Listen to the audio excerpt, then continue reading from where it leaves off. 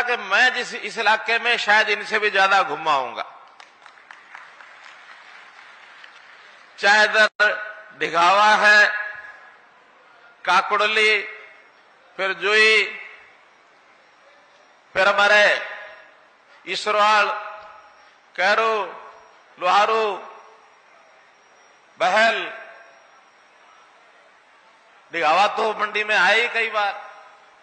और उस टाइम के जो हमारे पुराने लोग हैं सारे आज मुझे ध्यान में आ रहे हैं।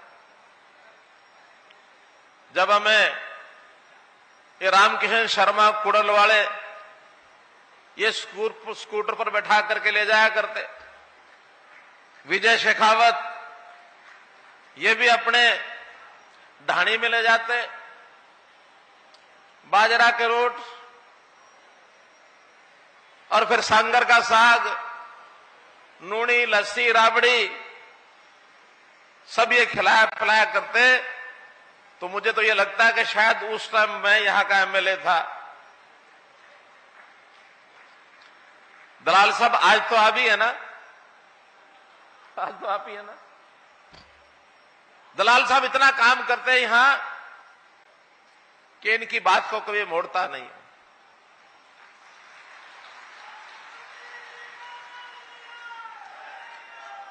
आज इन्होंने परिश्रम करके इतना बड़ा जन समूह, जंगल में मंगल ये कर रखा है। इतने बड़े समूह में आज हमारे बीच में हमारे प्रदेश के बहुत जुझारू अध्यक्ष श्री ओम प्रकाश जी धनखड़, जिनको भी आपने सुना, हमारा सौभाग्य कि इनकी बात सुनने का भी आज हमको मौका मिला। खूब भागदौड़ करके पूरे प्रदेश में पार्टी के संगठन को मजबूती से आप खड़ा कर रहे हैं। और फिर क्या कहने हमारे सांसद चौधरी धर्मवीर सिंह जी रोजाना कुछ ना कुछ नई बात हमको ये बताते हैं। वैसे तो बहुत लोगों को पानी का श्रेय जाता है, लेकिन इस इलाके में पानी लाने की मुहिम जितनी जोरदार तरीके से इन्होंने उठाई है, और मैं समझता हूं कि हमारी जो इरिगेशन की, सिंचाई की जो पॉलिसी है, उसका सबसे ज्यादा लाभ ये जो लोकसभा का क्षेत्र है वो सिवानी से लेकर के और ठेठ नांगल चौधरी तक पूरा जो बॉर्डर का इलाका है, टेल के आखिरी छोर तक पानी पहुंचाना, टेल तक पानी को लेके जाना, और फिर चाहे नहरें हैं, चाहे पाइपलाइन के द्वारा पानी पहुंचाने की बात है, चाहे खाड़ बनाने की बात है, चाहे लिफ्ट इरिगेशन का विषय है, माइक्रो इरिगेशन की बात है। मैं समझता हूं कि हरियाणा, दक्षिण हरियाणा में आंदोलन तो हमने 66 से पहले चलाया होगा यहां अलग हरियाणा बनाने का। चौधरी बंसीलाल जी ने यहां नहरें, खाड़ें, दजवाए ये तो बहुत बढ़ा दिए थे, लेकिन पानी लाने का काम इस पिछले 50 साल में नहीं हो पाया था, जो अब इस 8 साल के अंदर हमने लाने का काम किया। तो भाइयों बहनों, आज बहुत सौभाग्य की बात है कि हमारे मंच पर दो विधायक भी बैठे हैं। भिवानी से घनश्याम जी सराफ हैं, चरखी दादरी से भाई सोमवीर सांगवान हैं, और हमें आशीर्वाद देने के लिए आज हमारे हरियाणा के वरिष्ठ नेता, जिन्होंने हरियाणा में भारतीय जनता पार्टी को खड़ा करने के लिए प्रदेश के कौन से गांव में, कौन से कोने में नहीं गए, हमारे पूर्व शिक्षा मंत्री, पूर्व अध्यक्ष श्री रामविलास जी शर्मा। और पहले तो हम इनको कहा करते थे कि महेंद्रगढ़ जिले के रहने वाले हैं, लेकिन अब तो कुछ दिनों से इन्होंने अपना डेरा ठिकाना महेंद्रगढ़ जिले में न रख करके एकदम भिवानी जिला और महेंद्रगढ़ जिला, इसके बीच में सतनाली में लेके आ गए हैं। तो लोहारू सतनाली कोई अंतर नहीं है, बाड़ा सतनाली में भी अंतर नहीं है। तो ये तो हमारे अपने सांझले हैं। इनकी देखरेख में भी हमने पार्टी का बहुत काम आगे किया है, इनका आशीर्वाद हमको मिला। फिर 3-3 विश्वविद्यालयों के आज कुलपति, वाइस चांसलर ये हमारे बीच में यहां आए हैं। चौधरी चरण सिंह कृषि विश्वविद्यालय, डॉक्टर BR कंबोज वो हमारे बीच में है। महाराणा प्रताप बागवानी विश्वविद्यालय जो करनाल में है और जिसका एक केंद्र आज यहां स्थापित किया जा रहा है, ऐसे उनके कुलपति प्रोफेसर समर सिंह जी हैं। और लाला लाजपत राय पशु विश्वविद्यालय, पशु चिकित्सा विश्वविद्यालय लुवास जिसको हम कहते हैं, उनके कुलपति डॉक्टर विनोद कुमार वर्मा वो भी आज हमारे बीच में उपस्थित है। बहुत ही विभागों, कई विभागों के अधिकारी भी यहां आए हैं। मंचासीन हमारे वरिष्ठ अन्य सब नेता कार्यकर्ता और अलग अलग गांवों से। अच्छी बात यह है कि बहुत कोई बड़े दूर दूर लोगों को भेज करके आपको बुलाया ऐसा नहीं है, बल्कि दलाल साहब बता रहे थे केवल व्हाट्सएप मैसेज दिए और 3 दिन 4 दिन की सूचना में आप सब लोग आए। मैं आप सबका बहुत ही अभिनंदन और स्वागत करता हूं। भाइयों बहनों, कमलेश भोडुका जैसा बताया, वो भी हमारे बड़े पुराने साथी। इन्होंने भी हमारे जेजेपी के, बीजेपी के जिला अध्यक्ष भी यहां आए हुए हैं, बहुत कार्यकर्ता आए हुए हैं, सबका नाम लेना संभव नहीं है।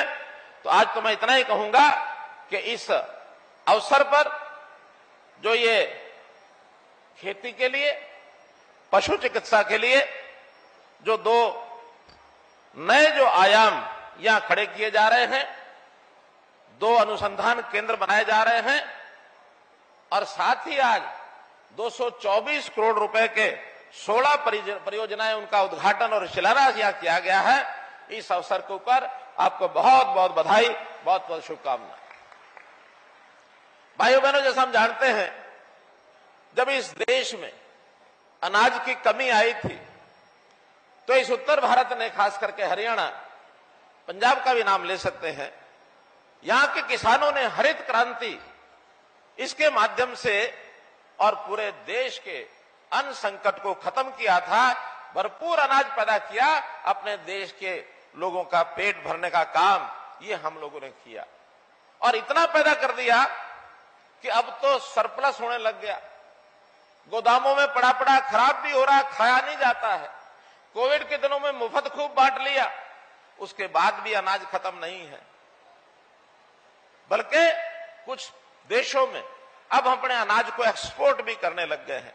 ये बहुत अच्छी सारी बातें हुई, लेकिन एक बात ऐसी भी हो गई, जाने अनजाने में वो हमने थोड़ा सा कष्ट झेलना भी शुरू किया कि हमने उसकी क्वांटिटी, उसका यानी मात्रा तो उसकी बढ़ा दी, अनाज तो बहुत पैदा कर दिया, लेकिन उसका जो गुणवत्ता है, उसकी क्वालिटी है, वो गिर गई। और वो इसलिए गिरी कि हमने जो खाद है, केमिकल का खाद, जो हमारा यूरिया है, पोटाश है, डीएपी है और इस तरह के जो खाद हमने डाले हैं, पेस्टिसाइड्स डाले हैं, उसके कारण से अनाज की क्वालिटी खराब हुई और कुछ ना कुछ जाने अनजाने में हमारे शरीर को रोग भी लगने लग गए हैं, प्रदूषण भी पैदा हो गया। तब ये ध्यान में आया है कि नहीं, हमको थोड़ा सा दिशा बदलनी पड़ेगी। अनाज भले थोड़ा कम हो जाए, लेकिन अच्छी क्वालिटी का होना चाहिए। हां, जब अच्छी क्वालिटी का होगा तो कम होने के बाद भी उसका भाव ज्यादा मिलेगा, आमदन पहले से ज्यादा हो जाएगी।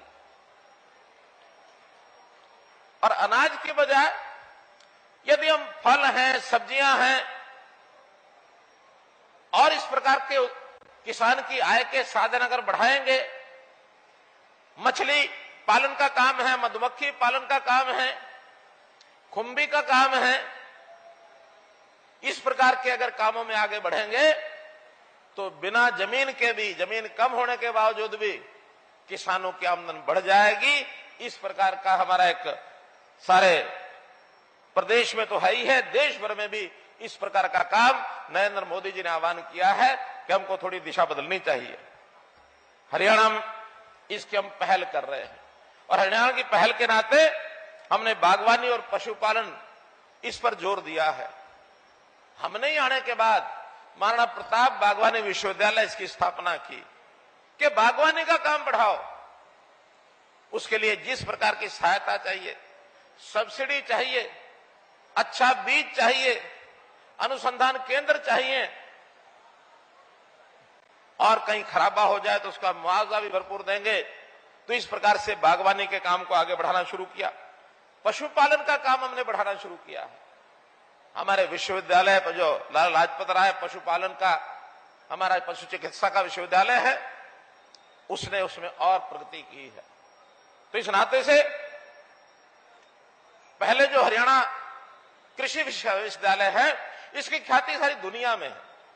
हम चाहेंगे कि हमारे दोनों नए विश्वविद्यालय भी, लाला लाजपत राय यानी जिसको लुआस कहते हैं, और महाराणा प्रताप बागवानी विश्वविद्यालय, इनको दोनों को भी इतना आगे बढ़ाएं कि ये भी विश्व पटल पर आगे आ जाए, ताकि दुनिया कहे कि भारत और हरियाणा के अंदर ये दो विश्वविद्यालय ऐसे हैं जो किसी से पीछे नहीं है।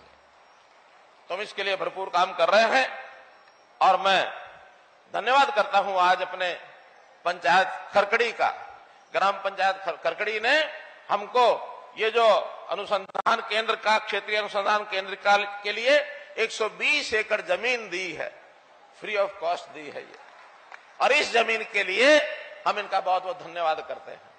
ये जो यहाँ केंद्र बनने वाला है, इस केंद्र पर 39 करोड़ रुपए की लागत आएगी और 2 वर्ष में ये तैयार हो जाएगा। तो भाइयों बहनों, अभी नए जो ये केंद्र खोल रहे हैं, इसका आह्वान प्रधानमंत्री जी ने 15 अगस्त को किया था। 15 अगस्त को उन्होंने कहा था, देखिए देश में एक नारा पहले चलता था, जय जवान, जरा जवाब मिलेगा तो अच्छा लगेगा, जय जवान जय जवान। कुछ दिन के बाद उन्होंने एक बात दी थी कि इसके साथ एक शब्द और जोड़ा जाए, वो था विज्ञान। उन्होंने कहा कि जय जवान जय विज्ञान, जय जवान जय किसान जय विज्ञान। हमने उस समय विज्ञान की बजाय पहलवान जोड़ दिया था, जय जवान जय किसान जय पहलवान। हरियाणा को पहलवान की जरूरत थी और पहलवानों को हम आगे बढ़ाना चाहते थे। अभी इस 15 अगस्त को उन्होंने एक शब्द और जोड़ दिया कि जय जवान जय किसान जय विज्ञान जय अनुसंधान। जय अनुसंधान इस 15 अगस्त को उन्होंने जोड़ा है। और मुझे खुशी है इस बात की कि उन्होंने तो 15 अगस्त में अनुसंधान शब्द जोड़ा और हमने मात्र 5 दिनों में अनुसंधान के 2 नए केंद्र आज उनका शिलान्यास करने का काम कर दिया है। अनुसंधान जिसको रिसर्च कहते हैं, रिसर्च का काम भी जितना ज्यादा हमारी संस्थाएं करेंगी, उतना हम देश और दुनिया के अंदर अपने ज्ञान को बढ़ा सकते हैं, हम उसमें अपना नाम ये आगे कमा सकते हैं। तो मित्रों, जैसा ये मैंने बताया कि ये बागवानी का ही उत्कृष्टता केंद्र यहां खोला जा रहा है, इसी प्रकार आज ही एक शिलान्यास किया गया है, वह है हरियाणा पशु विज्ञान केंद्र बहल। वो भी 9 एकड़ जमीन पर लगभग 9 करोड़ रुपए की लागत से, और आगे 2 सालों के अंदर तैयार होगा। अब किसानों के लिए पशु, ये पशु नहीं है बल्कि उसके सुख दुख का साथी है। दुधारू पशु ये हमारी आजीविका का साधन बनता है। आज दूध भी हरियाणा के अंदर पर्याप्त मात्रा में है। हम देश में दूसरे स्थान पर हैं दूध उत्पादन में। प्रति व्यक्ति दूध उत्पादन लगभग 1150 ग्राम यहां होता है। हमारे से थोड़ा सा ज्यादा पंजाब है। हमने अपने इस बार विशेषज्ञों को कहा है कि नहीं, इस पर जोर लगाओ, हम अगले साल तक नंबर 1 पर कैसे जा सके। दूध उत्पादन थोड़ा सा बढ़ाने से केवल 1 लाख लीटर प्रतिदिन हम बढ़ा लेंगे, हम नंबर 1 पर आ जाएंगे। 1 लाख का मतलब केवल 7000 पशु दूध वाले और हम बढ़ा लें, 15 किलो एक देगा तो 1,05,000 लीटर, ये प्रतिदिन बढ़ जाने से ही हम नंबर पे 1 पर आ सकते हैं। और इसके लिए हमने काम शुरू कर दिया है। अभी जो गरीब परिवार हैं उनको हमने रोजगार मेलों के माध्यम से कहा कि परिवार का एक आदमी आओ, कोई काम अच्छा करो, आपकी आमदन बढ़ जाए। तो आपकी जानकारी के लिए जितने लोग आए हैं, गरीब परिवार जिनकी आमदन 1 लाख रुपया साल से भी कम है, अर्थात महीने की 7-8 हजार रुपया महीने की आमदन है, ये अपना कोई काम करें। तो जितने लोग आए हैं उसमें से 60% लोगों ने कहा हम पशुपालन का काम करेंगे, हमको 1 लाख रुपया 2 लाख रुपया लोन दिला दो, हम पशु बांधेंगे, सेवा करेंगे, दूध आएगा, हम उसकी बिक्री भी करेंगे, घर का भी काम चलेगा। हमने उनके सबके 1 लाख से 2 लाख रुपए तक के लोन मंजूर कर दिए हैं मित्रों, उनके लोन मंजूर कर दिए हैं। हमारी घर में हमारी माता, दादी, बहन, घर की महिलाएं भी पशुपालन में और उसके बाकी सारी पशुओं की सेवा करने में उनका भी बहुत बड़ा योगदान होता है। तो इस नाते से महिलाएं भी जो आई हैं आगे, उनको भी हमने इस काम में उनका सहयोग किया है। बैल जो है वो हमारे खेती का साधन होता था। अभी अलग बात है कि आज वैज्ञानिक युग आने के बाद मशीनीकरण हो गया तो बैलों का उपयोग हमने कम कर दिया है। अब हम ट्रैक्टर लाने लग गए हैं और उसके माध्यम से अपना खेत जोतते हैं, बड़ी बड़ी मशीनें भी आ गई हैं। लेकिन ये नहीं भूलना चाहिए कि आज हम जहां पहुंचे हैं वो उसी बैल के किए हुए काम के कारण से, और वही सीढ़ी थी जहां से हम आगे बढ़ के गए हैं। तो इसलिए हमारे पशुओं का जो ये योगदान है कृषि को, खेती को, किसान को, ये भुलाया नहीं जा सकता। इसलिए हम पशुओं को आगे बढ़ाने के लिए, पशुओं के जो रोग लगते हैं उनका उपचार, विश्वविद्यालय हमारा लुआस है ही है इसमें। मैं इसमें एक जानकारी आपको देना चाहता हूं। आजकल जैसे मनुष्यों में, आदमियों में कोविड आ गया था, कोरोना आ गया था, ऐसे इन दिनों एक बीमारी पशुओं में आई हुई है, LSD जिसको कहते हैं, लंपा त्वचा रोग। लुम्पा त्वचा रोग ये हरियाणा में धीरे धीरे फैल रहा है। देश के बाकी कोनों में भी से समाचार आ रहे हैं। लेकिन इसकी रोकथाम के लिए हम सब किसानों को ध्यान रखना पड़ेगा कि अगर किसी पशु को टेस्टिंग के बाद या जो उसके लक्षण होते हैं वो लक्षण दिखाई देते हैं, उस पशु को बाकी पशुओं से अलग बांधना शुरू करो। जैसे हमने आदमियों को आइसोलेशन किया था, क्योंकि बीमारी एक दूसरे को टच करने से भी फैलती है, एक दूसरे के साथ सांस लेते समय भी उसके शरीर में जा सकती है। इसलिए लगभग 28,000 पशु सारे हरियाणा में 20 लाख में से वो कल तक का आंकड़ा था जो इसमें प्रभावित हो चुके हैं। भिवानी जिला हालांकि उसमें बचाव में है, दादरी भी बचाव में है, लेकिन ज्यादा सिरसा है, फतेहाबाद है, कैथल है, कुरुक्षेत्र है, अंबाला है, यमुनानगर है, इन जिलों में थोड़ा ज्यादा फैला है। फिर भी ये बीमारी का पता नहीं लगता है। हम थोड़ा सावधानी रखें और उसमें हमारे वैज्ञानिक जो हैं, डॉक्टर जो हैं, उसमें संदेश दे रहे हैं कि क्या क्या हमको विज्ञान उसका ध्यान रखना है। सरकार ने तय किया है कि हर पशु को हम एक वैक्सीनेशन का टीका लगाएंगे। 20 लाख पशु हैं हरियाणा में, जिसमें से अभी 3 लाख टीके आ चुके हैं। 17 लाख का हमने ऑर्डर दे दिया है कि बहुत जल्दी टीके उपलब्ध होने पर, जैसे उपलब्ध होंगे 7 दिन के अंदर अंदर सभी पशुओं को इंजेक्शन, वैक्सीनेशन के हम लगाएंगे। इसलिए हम चूंकि मनुष्य इस रूप में भुक्तभोगी हैं, इसलिए किसानों ने गांव में जिनके घर में पशु है इस वैक्सीनेशन को जरूर लगवा लेना है। हाँ, जिसको ये बीमारी हो गई है उसको नहीं लगाना है, लेकिन जो स्वस्थ हैं उनको इसलिए लगाना है कि ये बीमारी उन तक फैले नहीं, आगे ना बढ़े। इसलिए इस काम को जरूर ध्यान रखना है। यहां जो पशुओं का ये जो एक अनुसंधान केंद्र बन रहा है, एक आइडियल स्थान पर हम बना रहे हैं। ये एक लुआस केंद्र का, और ये हमारा एक सेंटर होगा, एक्सटेंशन सेंटर, क्योंकि इससे पहले पशुओं की बीमारी के लिए लोगों को या तो हिसार जाना पड़ता था यूनिवर्सिटी में, या फिर महेंद्रगढ़ में एक केंद्र वहां जाना पड़ता था। इन दोनों के बीच में बहुत बड़ा इलाका है, पशुओं को क्योंकि बहुत दूर तक ले जाया नहीं जा सकता, इसलिए इस काम के लिए इस केंद्र का बहुत बड़ा उपयोग होगा। यहाँ पशुओं की कोई बीमारी का उनका ऑपरेशन करना पड़ेगा तो उसके लिए भी सुविधाएं होंगी। यहाँ पर डायग्नोस्टिक लैब होंगे, एक्सरे मशीन होगी, और ब्यात वाले जो पशु होते हैं, प्रसूति का केंद्र वो भी होगा। तो इस हिसाब से ये सब काम भी है।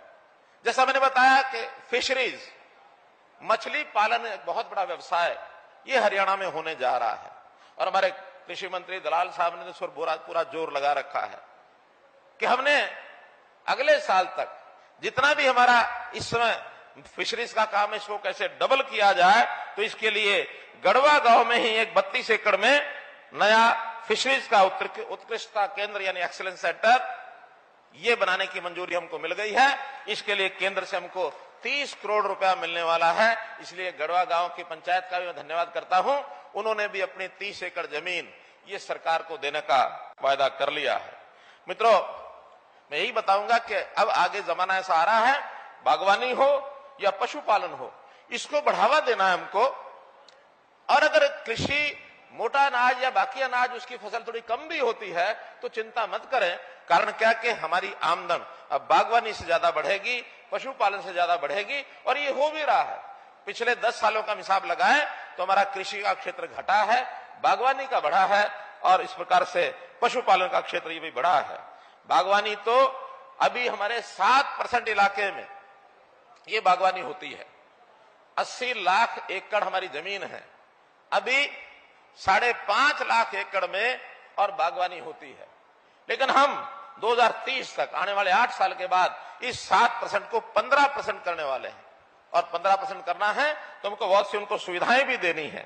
धान के स्थान पर बागवानी की जाए, इसके लिए विशेष योजना बनाई। हालांकि इस इलाके में धान नहीं होता, लेकिन हरियाणा में जहां भी धान छोड़कर अगर बागवानी पर कोई आएगा तो उसको लगातार 3 साल तक 7,000 रुपया किले का उसको हम देंगे। 7,000 किले का देंगे, और जो बागवानी की योजनाएं वो अलग होंगी। ये तो इसलिए कि उसमें पानी, यानी धान में पानी की खपत ज्यादा होती है। धान नहीं लगाएंगे तो पानी बचेगा। पानी बचाने के लिए हम 7,000 रुपया एकड़ का उनको दे रहे हैं। जो बागवानी लगाएंगे उसके लिए अलग से सब्सिडी वो जो मिलती है वो आपको दी जाएगी। और उसमें वृक्षारोपण कोई करेगा तो 75,000 रुपया प्रति हेक्टेयर की सब्सिडी उन्हें तय की है। 75,000 रुपया अर्थात 30,000 रुपया एकड़। ये सब्सिडी पर्याप्त होती है। जिसमें पेड़ लगाने हैं तो पेड़ लगाने का काम करें। हम इसी प्रकार से प्रधानमंत्री जी ने आह्वान किया था, ड्रैगन फ्रूट की खेती करेंगे। इसमें भी लाखों रुपए का, खजूर के पेड़, इसमें भी लाखों रुपए प्रति हेक्टेयर का इसकी स्कीम हमारी बनी है जो सब्सिडी देंगे। अर्थात इस पर भी ड्रैगन फ्रूट जहां हो सकता है, फल होता है ड्रैगन फ्रूट, वो विदेश में उसका एक्सपोर्ट भी होता है। हमारे यहां तो शायद उतना ज्यादा नहीं होता, लेकिन विदेशों में बहुत मांग है उसकी। खजूर अपने को पता है, तो इस इलाके में खास करके थोड़ा जो रेतीला इलाका होता है उसमें खजूर बहुत हो सकता है। तो खजूर भी अगर हम लगाएंगे उसमें भी बहुत बड़ी सब्सिडी हम देने वाले हैं। मित्रों, इस प्रकार से हम लोगों ने अलग अलग स्थानों पर इन सब्जियों के, फलों के 14 सेंटर ऑफ एक्सेलेंसी बनाए हैं। और ऐसे एक्सेलेंसी सेंटर विदेशों की, खास करके इजराइल की सहायता से, और ये हम इसका आगे बढ़ा रहे हैं। और भी कुछ देशों में जहां खेती ज्यादा होती है उनके साथ हमारे MOU हो रहे हैं कि हम अपने इस देश में, हरियाणा में खेती के नए प्रकार, फसलों के नए प्रकार, जिसमें आमदन ज्यादा हो, जो हमारी जरूरत पूरी करे वो तो ठीक ही है, लेकिन हम विदेशों में भेज सकें, एक्सपोर्ट कर सकें, जिससे देश की आर्थिक स्थिति भी उसमें उभार होगा, उसमें बनेगा। मित्रों, हमने और योजना जो पहले भी बताई जा चुके हैं, भावांतर भरपाई योजना, मुख्यमंत्री बागवानी बीमा योजना, जिसमें 21 फसलें हमने शामिल की है, सब्जियां हैं, फल हैं। एक प्रकार से हम जितना भी ये डिपेंडिंग एग्रीकल्चर है, इसको आत्मनिर्भर कृषि की ओर आगे बढ़ रहे हैं। FPOs बना रहे हैं, मार्केट केंद्र बना रहे हैं कि चीज पैदा हो जाए, उसको बिक्री के लिए अच्छा एक प्रबंध ये हो जाए, ताकि किसान अपनी बिजली को बेच सके। इस प्रकार से ये सारा काम भी हम कर रहे हैं। मधुमक्खी पालन की भी नीति हमने बनाई है। माननीय प्रधानमंत्री जी ने अभी हमारी प्रशंसा की। यमुनानगर के एक मधुमक्खी पालक, उसको उन्होंने अपनी मन की बात में प्रोत्साहन दिया। उस मधुमक्खी पालक किसान से बात की कि हरियाणा में आप मधुमक्खी पालन का इतना अच्छा काम कर रहे हैं। हरियाणा की सरकार को भी, हरियाणा के किसानों को भी बहुत बहुत उन्होंने बधाई दी। अभी तक हमारा जो उत्पादन है, ये उत्पादन लगभग 4200 मीट्रिक टन का है। और आने वाले समय में हम इसको 10 गुना करने जा रहे हैं। क्योंकि मधुमक्खी पालन में तो केवल बक्से रखने होते हैं। मक्खियां आसपास खेतों से, फूलों से, पत्तों से रस लेकर के आती हैं और मधुमक्खी बन जाता है। कोई हमारी लागत, केवल मधुमक्खी की लागत और बक्सों की लागत, बक्सों की लागत के लिए 85% सब्सिडी देते हैं, और जो उपकरण आते हैं उसके लिए भी 75% सब्सिडी देते हैं। तो इस प्रकार से हम इसकी जो लागत है इसके हिसाब से, और हम इसको डबल करने जा रहे हैं, और इसमें भी सब्सिडी पर्याप्त दे रहे हैं। मित्रों, बाग, मशरूम, वर्टिकल खेती, ये भी इसमें से अलग से हमारे प्रावधान है। प्राकृतिक खेती, जैसा मैंने पहले बताया कि केमिकल जो खाद है, रासायनिक खाद, उसकी बजाय प्राकृतिक खेती, ऑर्गेनिक खेती आप कुछ भी कहें, उसको हम बढ़ावा दे रहे हैं। अभी जब से प्राकृतिक खेती का हमने काम शुरू किया, उसकी भी सब्सिडी हम दे रहे हैं। एक गाय उसका 25,000 जीवामृत है तो प्राकृतिक ना, वो 25,000 रुपया। हाँ, कितने एकड़? देसी गाय के लिए जो किसान प्राकृतिक खेती करेगा उसको देसी गाय के लिए 25,000 रुपए का अनुदान, ये हमने उसकी घोषणा की है कि 25,000 रुपए गाय की कीमत के हम देंगे, और साथ में 4 बड़े ड्रम जो उसके उपयोग में आते हैं वो भी हम देंगे। तो ऐसा खर्च करने के लिए प्रारंभिक प्राकृतिक खेती के आधार पर वो पैसा हम दे रहे हैं ताकि लोग उस पर आए। लगभग 2800 किसानों ने अपने आप को उसमें रजिस्टर कर लिया है। दूध के लिए यानी दुधारू पशुओं के लिए भी, जैसे किसान के लिए किसान क्रेडिट कार्ड हमने दिए हैं, ऐसे ही पशु किसान क्रेडिट कार्ड एक नई योजना चलाई है कि किसी को पशु खरीदना है या पशु को पालना है, इसके लिए भी हम किसान क्रेडिट कार्ड दे रहे हैं। 42,000 किसान पशु क्रेडिट कार्ड ये जारी हो चुके हैं, और इसमें और भी किसानों को हम आह्वान करते हैं कि वो इसके ऊपर और आगे बढ़े, आगे आए। तो मित्रों, इस प्रकार से बीमे की योजना ये भी हमने दोबारा शुरू की है कि कोई पशु अगर मानो किसी कारण से उसकी मृत्यु होती है तो उसके बीमे की पैसे की राशि, उसकी कीमत वो भी किसान को मिले। ऐसे 3,40,000 किसानों ने पशुओं का बीमा ये भी कराया है, और मैं कहता हूं ये बीमा भी सबको कराना चाहिए। थोड़ा सा पैसा लगता है लेकिन इसके कारण से किसान सुरक्षित हो जाता है। जैसे अभी ये लंबी की बीमारी ये जो आई है, अभी तक इसमें 200 पशु इनकी मृत्यु हो चुकी है। तो मेरा कहना है कि अगर ये बीमा होगा तो किसान के ऊपर आर्थिक बोझ नहीं पड़ता है, तो इन सब चीजों को करें। कहने को तो बहुत से विषय हैं, लेकिन बार बार ये आ रहा है कि हमने बहुत सी मांगे रखी है, उनका क्या किया। उन मांगों से पहले एक विषय जो मुझे आते ही नीचे जानकारी मिली, कुछ लोग यहां मिले हैं, उन्होंने कहा कि हम नायक जाति से हैं, और नायक, हेड़ी या इस प्रकार की कुछ जातियां, उसमें से कुछ तो अनुसूचित जाति में है पहले से, लेकिन नायक नाम से जो ये जाति है वो अनुसूचित जाति में नहीं है, बैकवर्ड क्लास में है। जबकि वो भी बहुत ही गरीब लोग हैं, उनके पास भी कोई साधन इतने नहीं है अपने काम करने के लिए, या उनकी आमदनी इतनी नहीं है। उनकी फरमाइश है, उनकी डिमांड है कि हमको भी अनुसूचित जाति में जोड़ा जाए। मैं बताना चाहता हूं अपने नायक समाज के बंधुओं से कि मेरी केंद्र में भी बात हुई है, क्योंकि एक सरकार काम जो केंद्र सरकार ने करना है, हमने नहीं करना है। हमने डीओ लेटर पहले भी लिखा है, मेरी बात भी हुई है। अगले 1 महीने के बाद मैं केंद्र सरकार के लोगों के साथ मीटिंग भी करूंगा कि नायक समाज हमारे यहाँ का, हरियाणा का, मुझे बाहर का पता नहीं है, क्योंकि ऐसा कहते हैं कि महाराष्ट्र में नायक समाज बहुत अच्छे स्तर पर है, उनके तो वहां मंत्री मुख्यमंत्री भी बनते रहे नायक समाज के, लेकिन हमारा नायक समाज बहुत गरीब और सामान्य समाज है, इसलिए उसको अनुसूचित जाति में जोड़ा जाए। इसलिए हरियाणा सरकार उनके पीछे खड़ी है। जरूर हम इसमें अपनी ओर से पूरा प्रयत्न करके उनकी इस मांग को पूरा कराएंगे। मित्रों, एक मांग पत्र यहां दलाल साहब ने भी दिया है, कुछ मांगे हमारे सांसद महोदय ने भी दी हैं। तो इस नाते से बहुत सी मांगे ऐसी हैं कि जिनके भी डिपार्टमेंट से सूचना भी नहीं मिली है, लेकिन जो डिपार्टमेंट से सूचना मिल गई है वो तो मैं घोषणा कर रहा हूं। जो नहीं मिली है उसकी फिजिबिलिटी जैसे ही आएगी तुरंत उसको लागू करेंगे।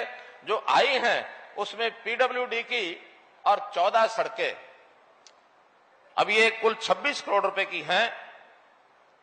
2 करोड़ से लेके और 4, 4.5, 8 करोड़ की भी एक है। इंदीवाली, अलुद्दीनपुरा सबसे बड़ी इसी में यह है। फिर सुरपुरा कला, सुरपुरा खुर्द, सिधड़वा, गोपालवास मंडोली, फिर खोरा टू सिंघाणी, कुरल टू ढाब ढाणी, Kural बड़दू China road, Bithan to चहड़ कला, चहड़ खुर्द से पाजो, ढाणी बगेसरा, ढाणी प्यारलाल से ढाणी मिट्टी, झुप्पा खुर्द के अपोजिट जो रोड है, Dhani Dhirja approach road, Jhuppa Khurd approach road है, Patodi Siwani road, Bhera to Garhwa, Jhupa Bahal Obra Kairu Lohani road, इस प्रकार की ये सड़कें हैं 60 किलोमीटर की, 26 करोड़ रुपए की, ये सब मंजूर की जाती हैं। मार्केटिंग बोर्ड की जो सड़कें हैं भिवानी डिस्ट्रिक्ट की, चाहे वो नई सड़कें हैं चाहे वो स्पेशल रिपेयर की हैं, 32 तो नई सड़कें हैं 106 किलोमीटर की, और स्पेशल रिपेयर है 22 सड़कों की 103 किलोमीटर, और जो थोड़ी बहुत रिपेयर भी है जिनकी वो भी लगभग 100 किलोमीटर हैं। तो ऐसे सब मिलाकर 20 करोड़ रुपए, 20 और 15 और 48, 63 और 20, 83 करोड़ रुपए की सड़कें ये मार्केटिंग बोर्ड ने मंजूर कर दी हैं। ये भी बनाना शुरू करेंगे। मित्रों, पंचायत विभाग की ओर से गांव में जिम लगाने की एक मांग रखी गई है। उसमें मेरा कहना है कि जहां पार्क कम व्यायामशाला पहले घोषित हो चुके हैं, इससे विधानसभा में लगभग 25 के आसपास है, उसमें कुछ काम हो गया, कुछ अधूरा है, बीच में किन्हीं कारणों से उस पर ध्यान हट गया था, लेकिन अब दोबारा से मैंने कह दिया कि उन सब पार्क कम व्यायामशाला में 2 एकड़ जमीन पर पार्क भी बनाए, एक शेड भी बनाए ताकि योग हो सके, और वहां पर जिम, ओपन जिम भी लगाएं ताकि बच्चे, नौजवान, लड़के लड़कियां सब आकर के अच्छे जिम के माध्यम से अपना वर्जिश व्यायाम कर सकें। ऐसे ही कुछ गांव के सामुदायिक भवन ये बताए गए हैं, इसको भी डिपार्टमेंट को हमने भेजा है। स्वास्थ्य विभाग में कई पीएचसी, सीएचसीज हैं, कुछ की नई बिल्डिंग है। डिपार्टमेंट को कहा है कि जल्दी से वो भेजें और जहां जहां आवश्यकता है उसको सबको और भेजें। जैसा मैंने बताया, सिंचाई विभाग की सबसे ज्यादा अगर खर्च किसी एक जिले में किया गया है तो वो भिवानी जिले में किया गया, सिंचाई विभाग के ऊपर सबसे ज्यादा। फिर भी हमारे दलाल साहब ने सिंचाई विभाग के लिए 14 डिमांड और भेजी हैं, जिसमें डिस्ट्रीब्यूटरी है, माइनर है, तालाब भी है, कुछ माइनर का जीर्णोद्धार करना है। तो ऐसे 14 के 14, जैसे ही इसके अंदर डिपार्टमेंट को लोग इसको फिजिबिलिटी देख लेंगे, इन सब में होने वाले सारे काम कराए जाएंगे, कुछ छोड़ा नहीं जाएगा। पब्लिक हेल्थ के भी कुछ काम है। लोहारू शहर में सीवर पाइप लगाने का कुछ एरिया बाकी बचा हुआ है, इसको करा दिया जाएगा। स्टॉर्म वाटर का जो लोहारू का सिस्टम है बरसाती पानी को निकालने का, हालांकि इस इलाके में पानी ज्यादा रुकता नहीं है, मुझे पता है। पानी एक बार आता है, बरसता है और वो आधे घंटे में नीचे उतरता है और उसके अगले 1 घंटे में जमीन इसको पी जाती है, इसलिए बहुत बड़ी समस्या नहीं है। फिर भी कहीं कीचड़ ना हो, कहीं छोटा मोटा पानी खड़ा होता तो ना हो, उसका जितना भी काम है वो कराया जाएगा। पीने के पानी के लिए जलघर, water storage tank, boosting station, ये कुछ डिमांड है, इसका भी फिजिबिलिटी लेकर के सब कराया जाएगा। खेल के लिए स्टेडियम की 7-8 गांव की डिमांड है। खेल विभाग ने एक मैपिंग की है कि हमने किस जिले में कौन से खेल को प्रोत्साहन देना है और उसी हिसाब से कितनी दूरी पर स्टेडियम होने चाहिए। पुराने जो स्टेडियम है उनकी रिपेयर करना, वहां कोच भेजना और वहां 2 कमरे जरूर बनाना ताकि वहां सामान रखा जा सके। ऐसे ही जहां जहां कुछ दूरी के ऊपर स्टेडियम नहीं है, उन गांव के अंदर नए स्टेडियम बनाने की खेल विभाग ने योजना अपनी बना ली है। तो मित्रों, ये कुछ मांगे ऐसी हैं जो लोहारू हलके की दी गई हैं। इसमें कुछ जो हो गई है, जिसकी फिजिबिलिटी चेक हो गई है, वो मैंने बताई है। बाकी सब बातें भी निश्चित रूप से बहुत जल्दी करा करके और मंत्री जी को भी बता दिया जाएगा, डिप्टी कमिश्नर को बता दिया जाएगा, आपको भी जानकारी मिल जाएगी। आपने मेरी बात को इतना ध्यानपूर्वक तसल्ली से सुना, आपका बहुत बहुत धन्यवाद, बहुत बहुत आभार। और भाई, मौका हो